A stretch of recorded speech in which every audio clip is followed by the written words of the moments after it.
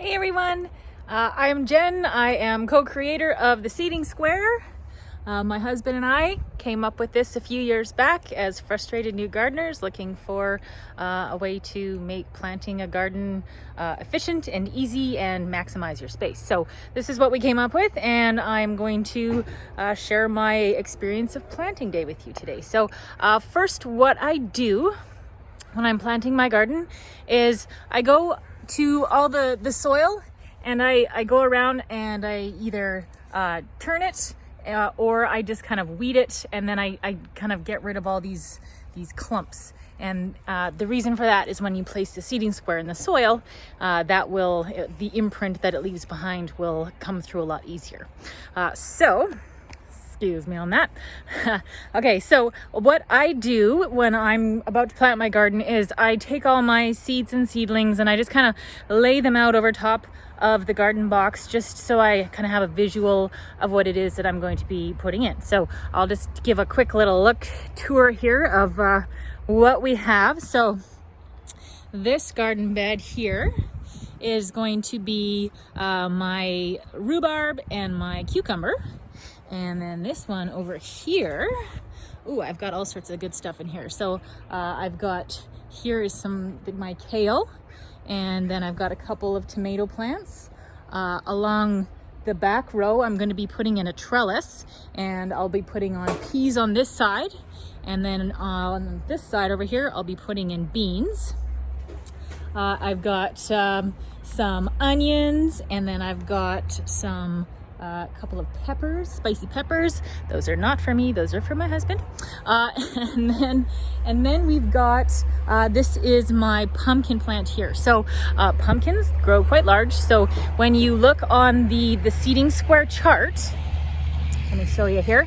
So when you look on the seeding square chart at the bottom there, where it says, requires at least 4 feet of space, the pumpkins are in there. So pumpkins generally need substantial space, so give them more than 4. So that's over there with that guy, and I've given him plenty of space. Hopefully it's sufficient. Okay, and then let's see, over here let's go over to this one here. So this one is going to be my big garden box for seeding square. So a lot of larger plants, or plants that grow quite large, like your melons, your zucchinis, here, let's look at the list. Your blueberries, cucumbers, melons, pumpkins, squash, zucchini, and tomatoes. Generally, they're going to need more than 4 square feet of space. So you don't necessarily need seeding square for them, but it can be helpful in terms of your laying out your garden and kind of figuring out what you need and where you need it.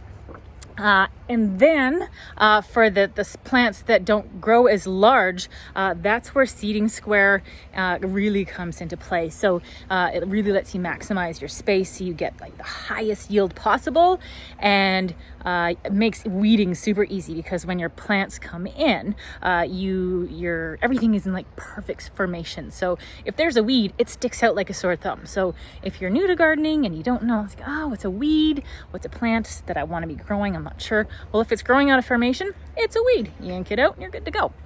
So that's a nice little perk of using seeding square. And then let's see here. So these small, I pressed a button. Okay, sorry. I am not a tech savvy person. I like gardening. Okay, so hopefully this button is okay. Okay, so onward. The garden over here, this is a lot of seeding square presses will be going in here. So I've got my celery, carrots, Swiss chard. See, I lay it all out. And then this is actually helpful too later when I'm trying to remember what exactly is it that I planted where. This is a nice little helpful tool if I take some pictures of what I did. Okay, so let's see. So carrots, celery, we've got radishes, some Swiss chard and Swiss chard microgreens. I haven't done microgreens before, but West Coast Seeds, they're awesome and I love them. And they send me a care package every year full of seeds, and it's always so exciting. It's like Christmas Day arrives. So they gave me a whole smack load of seeds, and I'm really excited about that. So we've got numerous different kinds of everything. So I've got different kinds of radish, the chard, some some beets and some spinach. We got some spinach down there, lots of different lettuce, and then all these microgreens that I'm really excited to try out. And another thing that I really like to do, especially this year because we're starting a little later than I usually would have because we moved houses. So this is my new house. So this year, because we were moving and I didn't get to plant my garden quite as early as I might have otherwise. So what I'm doing is I'm doing a combination of seeds and seedlings, and then it lets me kind of stagger my harvest so I don't get everything all at once, because really, who needs 10 pounds of lettuce all in one shot? Unless, of course, like, you really dig those salads. So, so this is a nice way if you kind of put in seeds and seedlings, it staggers your harvest so that you're kind of getting things at different times of the season. And then also when you are planting different varieties, often they will have different maturation dates. So one will be maybe ready a couple weeks earlier than another one. So that's a nice little handy tip too. So, oh, and then we have one more garden box. Oh, I'm really excited about this new house. My old house, I only had a couple of like really tiny little garden boxes, and I love them and they were amazing. But this new house, it's got these 4 really quite large boxes that I am really excited to play in. So here is the 4th box. And again, this one is more of my larger plant. So this is, let's see, so I've got two yellow zucchinis here, right there. And then I've got green zucchini. And I learned actually at the nursery, as I was looking for yellow zucchinis, I couldn't find them for the life of me. I discovered that gold bar squash is in fact yellow zucchini. So note to self that if you want yellow zucchini, gold bar squash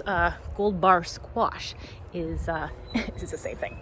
All right, and then I've got over here, let's see, kombucha squash. And I've got 2 plants of those. And my husband makes it's good killer squash soup, and the kombucha squash is what he likes to use for that. So I will be growing as many of those as I can. So I'm very excited about that too. So that is kind of the pre-prep. I lay everything out, I get the soil all turned and all ready, get all those little dirt clumps out and done. And then after that, that's when the magic happens. So then I'll be putting in seeding square and stamping that all out. That will be the next video. So I hope you will tune into that. And yes, welcome to Seeding Square Planting Day. Very excited about this. See you soon.